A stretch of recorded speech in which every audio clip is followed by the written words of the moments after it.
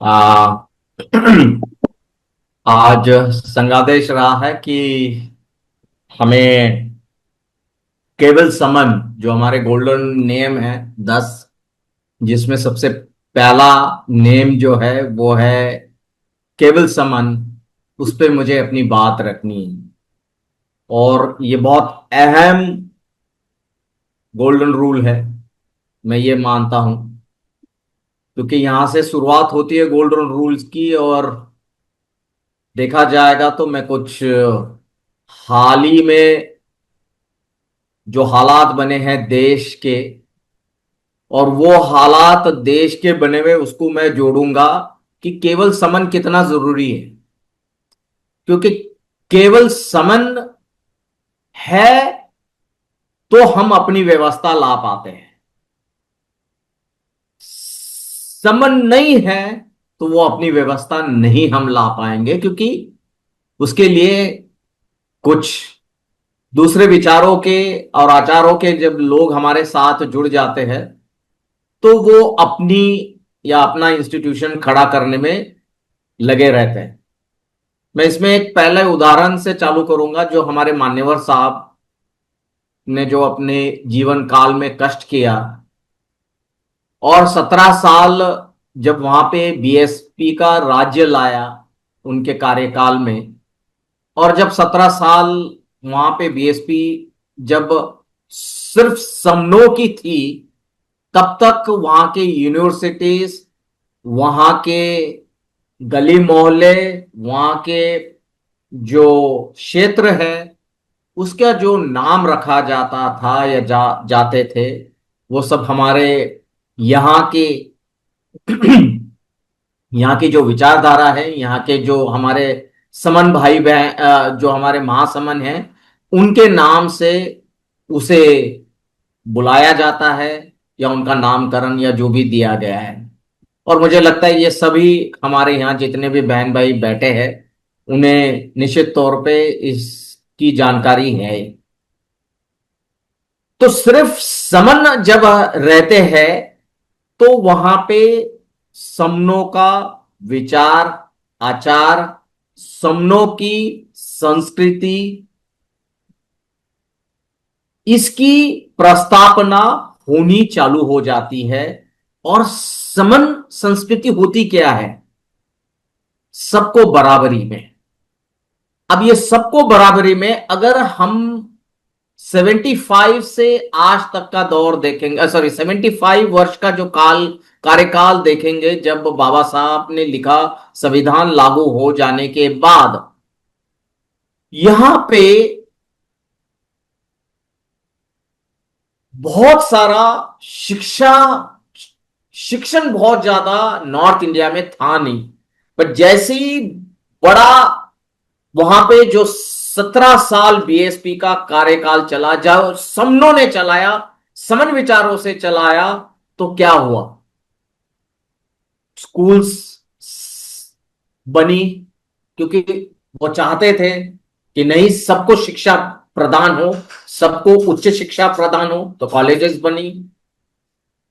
Higher education जिसमें प्रदान हो, ताकि वहां पे यूनिवर्सिटीज बनी और वहां पे सब शिक्षा का ग्रहण होने लगा। और आज जो हम वहां से एक बड़े पैमाने में नॉर्थ इंडिया से आज ये मूवमेंट और मिशन जो हम बड़े पैमाने में देख रहे हैं, वो इसलिए देख रहे हैं, उसका आउटपुट हमारे जो मान्यवर साहब है वो जाने के 15 साल बाद आज हमें उसका आउटपुट दिखाई देता है। इतने बड़े पैमाने पे शिक्षित वर्ग नॉर्थ इंडिया से आज तैयार हुआ है, और बड़ी पैमाने में वो आज कहां पे? तो सारे एडमिनिस्ट्रेशन में, जो कार्यपालिका, न्यायपालिका में, एटलीस्ट वहां पे हमारा रिप्रेजेंटेशन होना चालू हुआ। ये क्यों हुआ? क्योंकि वहां पे समन आया। जब तक हम अपने लोग लेके कोई व्यवस्था नहीं करेंगे, ये एक उदाहरण के तौर पे मैंने एग्जाम्पल के तौर पे दिया, ये पॉलिटिक्स का उदाहरण है। मतलब मैं ये बोलना चाहता हूं कि सोशल में भी अगर हम जो बाबा साहब कहते थे कि एवरी पॉलिटिकल रिवोल्यूशन प्रीसीड्स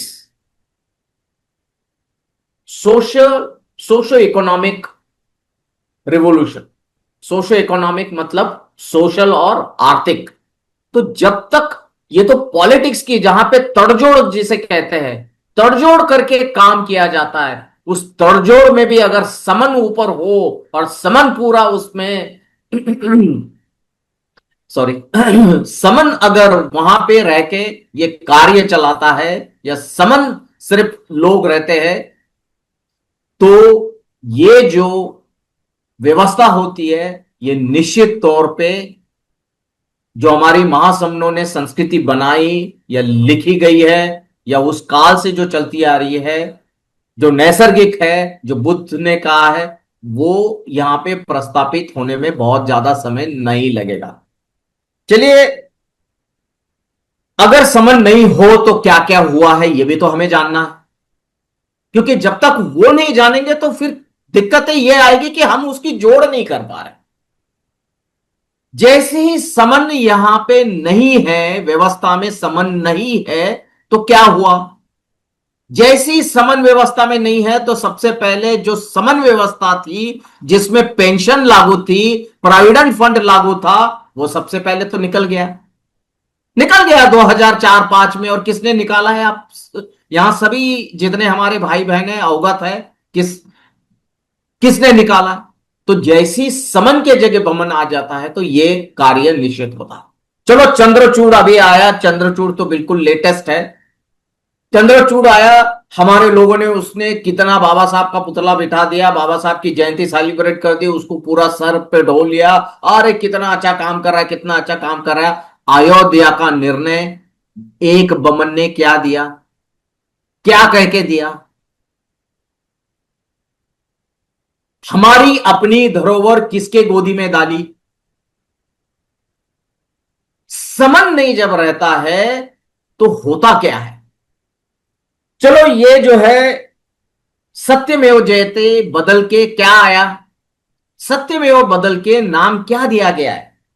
ये तो धर्मास्तु तो जय आ गया।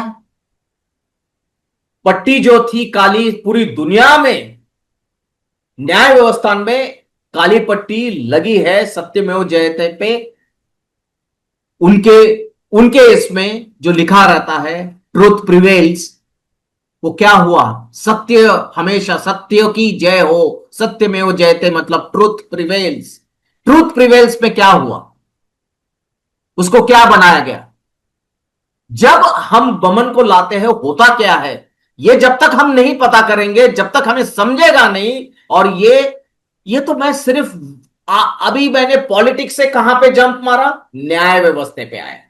अभी पॉलिटिक्स से बाहर आ गया। मैंने एक पॉलिटिक एक उदाहरण दिया कि जब हमारे मान्यवर साहब वहां पे चले तो क्या हुआ। चलो, आते हैं न्याय व्यवस्था में। न्याय व्यवस्था में जैसे हम आते हैं तो सत्यमेव जयते का हो गया, ये तो धर्मास्तु तो जय। दूसरा और क्या हो गया? भारतीय न्याय व्यवस्था करके बनी, और आईपीसी जो है इंडियन पिनल कोड, अब उसमें चेंज क्या हो गया है? पूरा जो इंडियन पिनल कोड जो था उसमें सारा अंदर में तो वही मटेरियल रहता है। इतना आसान नहीं है वो सारा चेंज करना, बट ऊपर का जो रैपर होता है, रैपर का नाम बदला जाता है।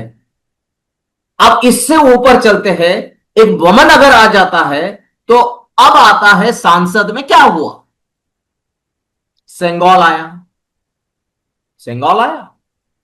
प्रयत्न चल रहा है हमारे अशोक कालीन जो यहां पे लायन जो है हमारा तीन मुखी, जो हमारा चिन्ह है भारत देश का, जो पूरे विश्व में गया है, उसको बदलने की पूरी कोशिश चल रही है। और वो क्या बन रहा है? सेंगोल।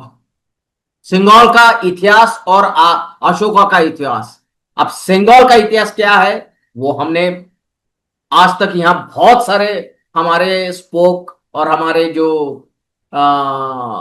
यहां पे अनेक हमारे स्पोक्स ने उसके ऊपर भाष्य किया है, और वो कहां से आया और कैसे आया। बराबर। सो हम ये जो चीजें हैं ये जब आते हैं तो होता क्या है? अब आते हैं है तो हमारे धाकड़ साहब, हमारे हैं, अपने हैं, समन है, बट बैठे हैं गोदी में किसके? बमन के। अब उन्होंने अभी जस्ट एक 2 हफ्ते पहले, 3 हफ्ते पहले बताया गया है, क्या बताया गया?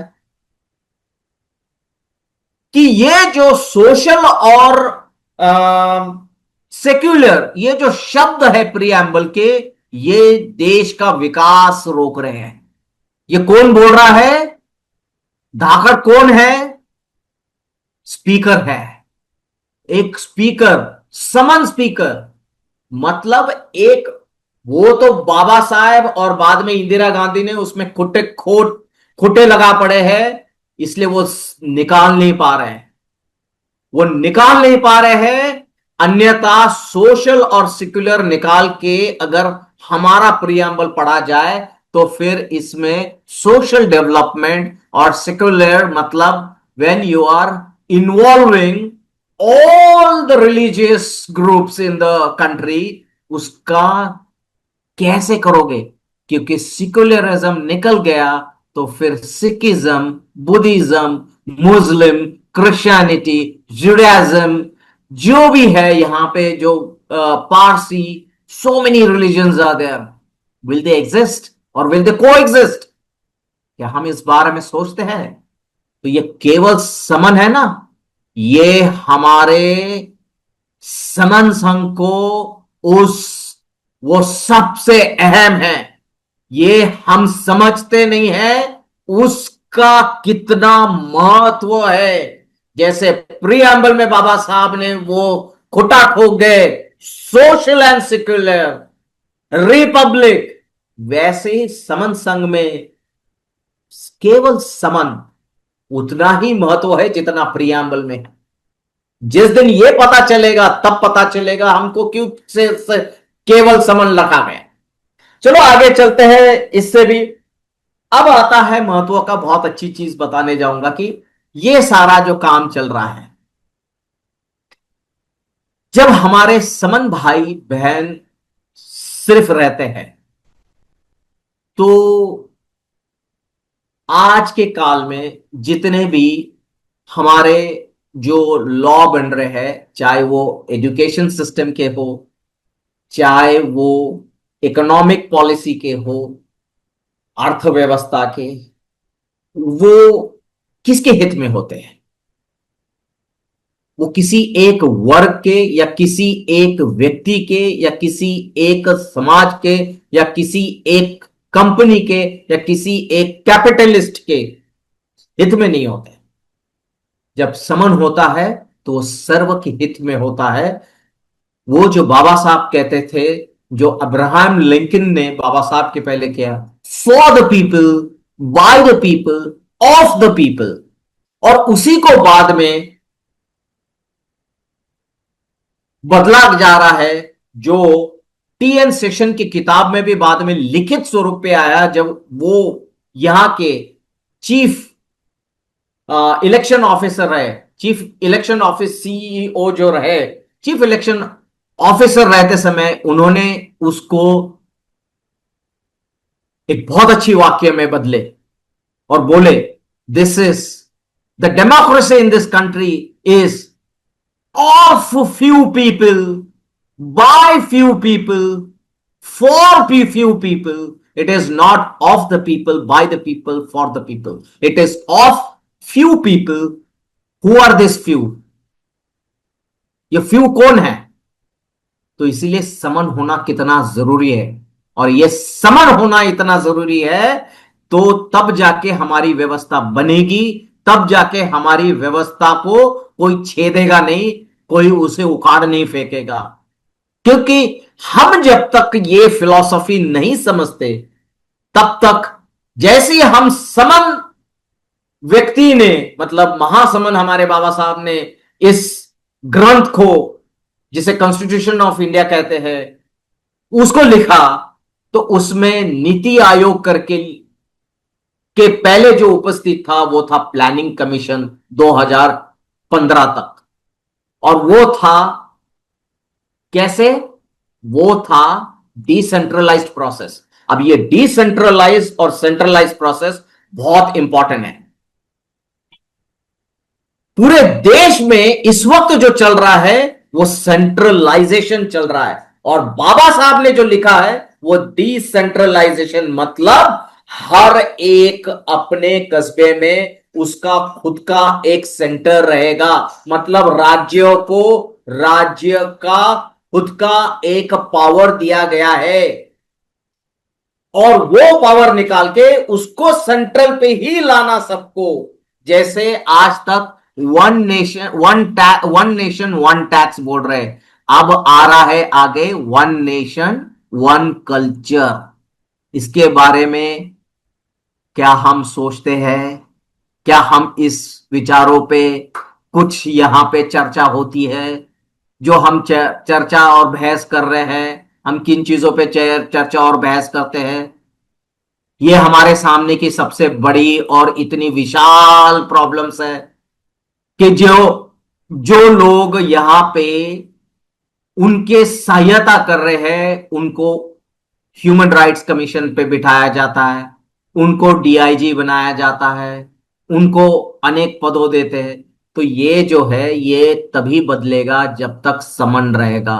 जब तक समन नहीं रहेगा तब तक ये ऐसे ही चलते रहेगा। ये तो मैंने कुछ व्यवस्थाएं दी है आपको, इकोनॉमिक्स की, आर्थिक की, न्याय व्यवस्था की, पॉलिटिक्स की, और अगर सोशल की भी चाहिए तो सोशल की भी मैं दूंगा। अगर 1 मिनट या 2 मिनट आप अगर दोगे तो मैं बोलूंगा कि अगर ये सोशल की है तो आप बताइए मुझे, अगर 2 मिनट मिलता है दुर्गा देवी बहन जी या हमारे सिद्धार्थ समन भाई साहब, सर तो दो मैं मिनट आगे दो मिनट बोलूं। बिल्कुल 1 मिनट आपको 2 मिनट मिलेगा। लेके। बिल्कुल सर, रखें अपनी बात। ठीक है, धन्यवाद। तो ये जो है हमारा जो सोशल में जो हो रहा है, तो हमारा सोशल का और एक एक हिस्सा है। आप चाहे मुस्लिम संगठन लीजिए, संगठन या संघ लीजिए, मैं बहुत इंपॉर्टेंट, तो धार्मिक लीजिए या उसमें एनजीओ या सीएसआर में काम करने वाला लीजिए, हर एक संघ में या संगठन में जो बना है उसमें बमन का हिस्सेदारी है, रिप्रेजेंटेशन है। चलो कौन सा बताते हैं। आप कबीरपंथी का कोई संघ उठा के लीजिए, उसमें पदाधिकारी के तौर पे बमन बैठा हुआ है। गुरु नानक जी के जो गुरु नानक हमारे अमृतसर का जो ये है, वहां का जो कमिटी है, समिति है, उसमें उनके लोग बैठे हैं। आज बोध गया का जो हमारा धार्मिक ये है उसमें उनके लोग बैठे हैं। जो मुस्लिम का जो संघ है उसमें उनके लोग बैठे हैं। तो ये सामाजिक बता रहा हूं मैं। आप बताइए उनको लेके क्या उनके विरुद्ध, मैं विरुद्ध ये शब्द शायद गलत होगा, बट विरुद्ध नहीं बोलते, शायद मैं ये शब्द वापस लूंगा। क्या हम अपनी व्यवस्था, अपने विचार को प्रगति दे पाएंगे? क्या हम अपने विचारों और हमारा जो समनों का विचार है, समनों की संस्कृति है, समनों की संस्कृति है, क्या इन समनों की संस्कृति को हम ला पाएंगे, यहां पे बो पाएंगे? ये कदापि शक्य नहीं। इसलिए हमें ये जो केवल समन है वो किस लिए दिया गया है? क्योंकि जब तक समन इकट्ठा बैठ के इस पे सोचेगा नहीं, समन अपना खुद का कार्यभार समन नहीं संभालेगा, तो फिर चाहे निर्मला सीतारमन हो, चाहे वहां पे दूसरा कोई भी बैठा हो, वो सब अपने समन के विरुद्ध में ही न्याय होगा, कभी भी हमारे हित का नहीं होगा। और वो चाहे संघ में हो, पॉलिटिक्स में हो, आर्थिक हो, न्यायपालिका हो, और मैंने इतने सारे जो बता रखे हैं ये सब में हो, कहीं पे भी नहीं होगा। इतना कह के मैं अपना यहाँ पे, मुझे जो केवल समन इस पे अपना भाष्य रखना था, यहाँ पे मैं खत्म करता हूँ। संगम नमामि संगम नमामि संगम नमामि, जय भीम नमो बुद्धाय। मेरे वक्तव्य में अगर कुछ त्रुटि रही हो या किसी को क्षति पहुंची हो, मैं क्षमा प्रार्थी हूँ।